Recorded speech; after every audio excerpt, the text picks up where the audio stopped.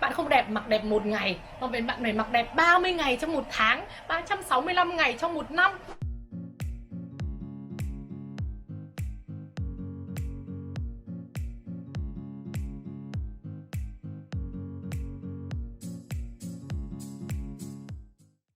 Hello, bonjour. Chào mừng các bạn đã quay trở lại với chị Thu YouTube channel. Và ngày hôm nay thì mình đang ở Mykonos trên đường nghỉ dưỡng của Hy Lạp. Đây là một chuyến đi khá là bất ngờ và không nằm trong kế hoạch của mình. Thì mình đã mua vé ngày hôm trước, ngày hôm sau mình bay luôn. Và sáng khi mà đến đây mình mới book khách sạn. Thành ra là rất là tình cờ thôi, không hề có sự chuẩn bị. Tất nhiên là video clip này thì không về chuyến đi last minute của mình ở Mykonos, mà mình muốn chia sẻ đến các bạn 3 bí quyết mặc đẹp mà mình đã đúc kết được sau nhiều năm làm việc trong ngành thời trang. Thì thời trang cũng giống như các ngành khác thôi, nó đều có nguyên tắc và cái logic riêng của nó. Đàn ông hay phụ nữ muốn mặc đẹp thì đều phải tuân thủ những cái nguyên tắc đó. Thì cái nguyên tắc đầu tiên mình muốn nói đến đó chính là nguyên tắc mặc vừa. Nguyên tắc mặc vừa ở đây thì mình hiểu ngay đến cái chuyện mặc vừa size, đúng không? Mình phải mặc vào người mình size S thì mình mặc size S. Nếu mình mặc size L thì trông nó bị rộng quá. Còn nếu mà mình mặc size XS thì mình nó bị chật, nó bị bó như thế này. Ngoài ra nó còn có cái độ dài của tay hay là độ dài của ống quần, đừng có dài quá, trùm quá, đừng có to quá, rộng quá. Cái độ loe của quần chẳng hạn, ví dụ thế, hoặc là không có bó chặt sát vào người thì nó sẽ làm cho chính cái cơ thể của mình bị mất cân đối. Chưa kể là những cái chỗ xấu của mình nó bị phô ra nhiều hơn. Mặc vừa thứ hai mình muốn nói đến chính là mặc vừa với cơ thể của mình. Tiếng Anh nó gọi là body line. Thì mình sẽ chia sẻ kiến thức về body line trong một cái video khác. Còn bây giờ thì mình muốn nói đến cái sự vừa vặn của khung người, khung cơ thể của mình. Thì các bạn phải hiểu cơ thể của bạn là cái form như thế nào để các bạn có được những bộ trang phục phù hợp nhất với cơ thể của mình. Ví dụ như là cơ thể của bạn đã là hình hơi tam giác một chút, hoặc là nó hơi hình như thế này, nó vuông ấy, cái vai vuông, thì bạn lại còn mặc thêm cả những cái áo vai bồng nữa thì trông nó rất là buồn cười. Cái điều vừa vặn thứ ba mà mình muốn nhắc đến, có thể là rất nhiều người không nghĩ nó quan trọng nhưng đối với mình cực kỳ quan trọng, đó chính là bạn phải mặc vừa với vị trí xã hội và cái túi tiền của các bạn. Mình lấy ví dụ vì sao các bạn phải phối trang phục vừa với túi tiền của mình. Đấy là ví dụ như là các bạn phải đồng bộ. Ví dụ như là cái áo của bạn rất là xịn, bạn mua chất liệu xịn rồi là thương hiệu xịn bla bla, xong rồi bạn lại mặc một cái quần không biết ở đâu mua, ở Trung Quốc hay cái gì đấy, Quảng Đông, Quảng Châu gì đấy, mà chất liệu nó rất là gớm, thì tự dưng cái bộ đồ của bạn ấy nó bị mất giá trị, bởi vì cái sự không tinh tế trong cái quần của bạn, trong cái chất liệu của cái quần bạn, nó không có cái độ xịn của nó. Vậy thì thà là bạn đừng có mua cái áo quá xịn như vậy mà đầu tư thêm là cả quần cả áo cùng một cái hãng vừa vừa nhưng nó hợp với bạn đi, hợp với túi tiền của bạn đi. Và ngoài ra ấy, bạn không đẹp mặc đẹp một ngày, còn về bạn phải mặc đẹp 30 ngày trong một tháng, 365 ngày trong một năm. Vậy thì mình cũng phải có cái budget ấy, cái chi phí nó phù hợp với túi tiền của mình để mình mặc đẹp mỗi ngày, đúng không? Còn tại sao phải mặc vừa với vị trí xã hội của mình? Mình lấy ví dụ như là các cái thương hiệu thời trang ấy, nếu như các bạn có một chút kiến thức về thương hiệu thời trang thì các bạn hiểu rằng là mỗi cái thương hiệu thời trang đều đưa ra một cái hình ảnh về những cái khách hàng của mình, đúng không? Mình lấy ví dụ như Hermes, họ đưa ra một cái hình ảnh về những người mà cực kỳ healthy về tài sản, giá trị tài sản cũng như là giá trị xã hội đi.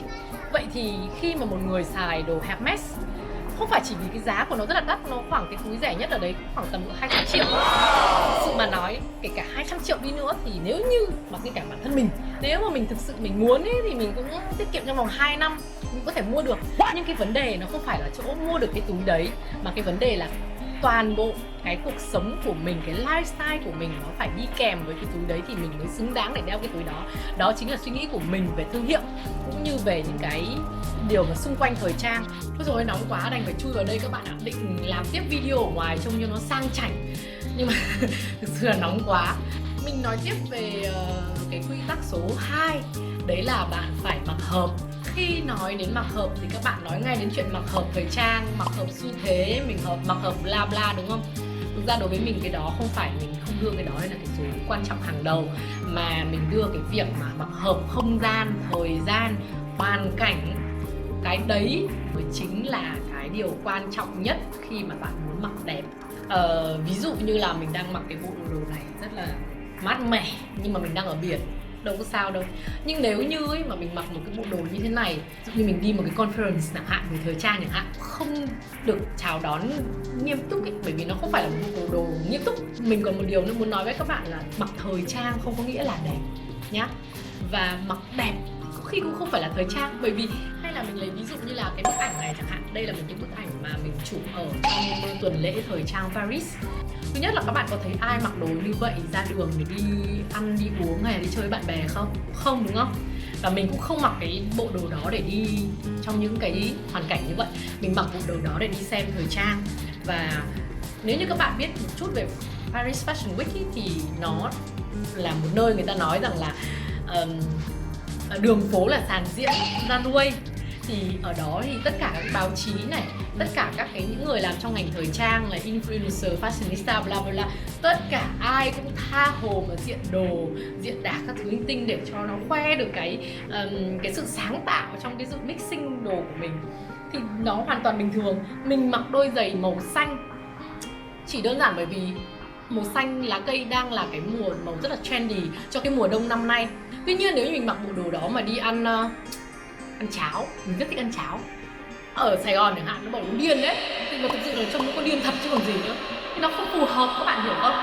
Nhưng mà có một cái điều nữa mình muốn nói và mình thề luôn, nhiều khi muốn thấy buồn cười sặc sụa mà vì có khi là nhiều khi là vì mối quan hệ xã hội mà không dám cười.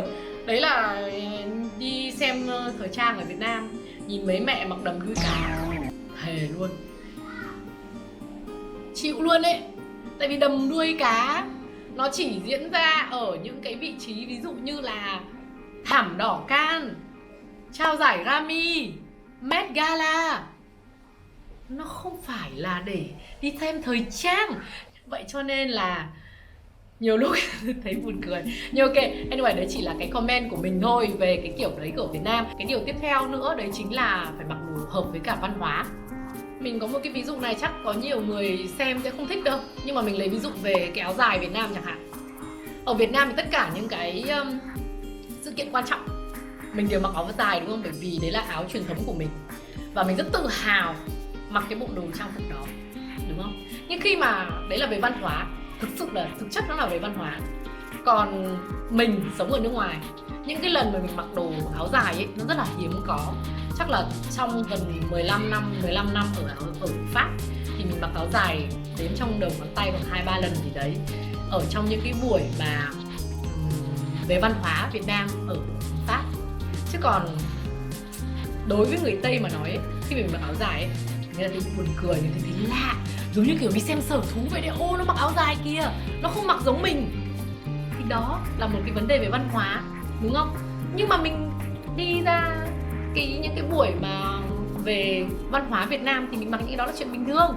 Và cái nguyên tắc mặc hợp thứ ba mình muốn nhắc đến đó chính là mặc hợp với cá tính của bản thân các bạn. Việc mà mình mặc đồ với bộ trang phục nó phải thể hiện bản thân bạn, và bạn là ai phải thể hiện qua bộ trang phục đấy. Đối với mình đấy là cái kiến thức về thời trang. Thì ví dụ như mình là một người không phải là một bánh bèo đâu, mình khá cá tính. Nhưng mà các bạn theo dõi mình thấy kể cả trong cái lời nói, cái cách ăn nói của mình cũng rất là cá tính rồi. Thì kể cả mình có mặc cái bộ này đây, ví dụ như này, trông bèo bọt mây trôi như bộ, nhưng mà trông mình có hề bánh bèo không? Không hề, đúng không? Bởi vì nó vẫn thể hiện được cái cá tính của mình. Bởi vì tất cả những cái pattern, những cái màu sắc mà ở đây các bạn thấy ấy, thì nó đều là những cái màu sắc mạnh mẽ và khá là sắc bén. Thì đấy là lý do vì sao mà nó tạo cho mình một cái phong cách mà khi mà bạn nhìn lên bạn thấy luôn được cái tính cách của mình. Và điều mặc hợp cuối cùng mà mình muốn nói đến mới chính là mặc hợp thời trang các bạn ạ. Thực ra nếu như các bạn mặc hợp 3 cái còn đầu tiên rồi thì cái mặc hợp thời trang nó cũng không cần thiết lắm đâu. Tại vì mình đã nói rồi, mặc thời trang không nghĩa là mặc đẹp, mặc đẹp không nghĩa là cần phải mặc thời trang đâu. Nếu như bạn mặc thời trang, mặc thời thượng ấy thì tốt thôi, nó làm cho các bạn có một cái phong cách xịn hơn, thời trang hơn, thời thượng hơn thôi. Và nguyên tắc thứ ba mình nói đến đấy chính là phong cách. Tức là mình phải mặc đúng tinh thần của các bộ sưu tập, đúng phong cách của một cái bộ trang phục đấy tạo nên, thì lúc đó chắc chắn các bạn sẽ mặc đẹp. Mình lấy cái ví dụ là avant-garde chẳng hạn cho nó dễ tưởng tượng nhé, hay là futuristic chẳng hạn. Nếu như bạn không phải là một người như vậy ấy, thì bạn sẽ không bao giờ bạn thể hiện được cái tinh thần mà futuristic nó đưa ra thì bạn không có cái phong thái đấy. Nói tóm lại nó chính là cái thần thái khi mà các bạn mặc đồ. Thì để có cái thần thái này thì nó có rất nhiều cách. Thứ nhất là khi các bạn có một cái sự hiểu biết về thời trang một chút thì cái kiến thức đó đã làm cho bạn tự tin hơn rồi. Thứ hai là khi bạn hiểu về cơ thể của mình hiểu về những cái bộ trang phục và bạn hiểu về những nhà thiết kế, những bộ sưu tập của các nhà thiết kế tạo nên theo những cảm hứng như thế này thì các bạn đã có một chút gì đó về thời trang và các bạn đã bắt đầu tạo nên được cái phong cách riêng của mình. Vậy nên là cái quy tắc số 3 là quy tắc mặc đúng, nó cực kỳ quan trọng. Và mình tin chắc rằng là nếu như các bạn áp dụng 3 cái quy tắc này thì chắc chắn là bạn là những người mặc đẹp rồi. Vừa rồi là những chia sẻ của mình đúc kết được từ rất nhiều những năm làm việc trong thời trang và cũng những cái quan sát của mình từ một người làm trong ngành thời trang đối với cả xã hội bên ngoài. Thì mình hy vọng rằng những cái chia sẻ này có thể giúp ích cho các bạn. Nếu như các bạn thấy những chia sẻ của mình có giá trị thì hãy nói cho mình biết ở dưới và hãy like cũng như là chia sẻ cái video này cho nhiều người biết đến nữa nhé. Và nếu như các bạn thấy có cái ý kiến nào thêm để giúp cho chúng ta cùng mặc đẹp nhiều hơn ý, thì các bạn cũng có thể inbox hoặc là comment ở phía dưới để mình cùng chia sẻ với nhau nhé. Còn bây giờ thì mình quá nóng rồi và mình phải ra cái bể bơi kia ngay lập tức. Rất là ghen tị bởi vì bạn mình đang bơi ở ngoài kia rồi nhưng mà mình vẫn còn phải ngồi trong này vì làm video rất khó, mình phải làm đi làm lại mấy lần liền. Cho nên nếu các bạn thích video của mình thì hãy đăng ký kênh của mình để mình lấy thêm động lực làm tiếp nhá. Chào tạm biệt các bạn và hẹn gặp lại các bạn ở trong những video clip sắp tới.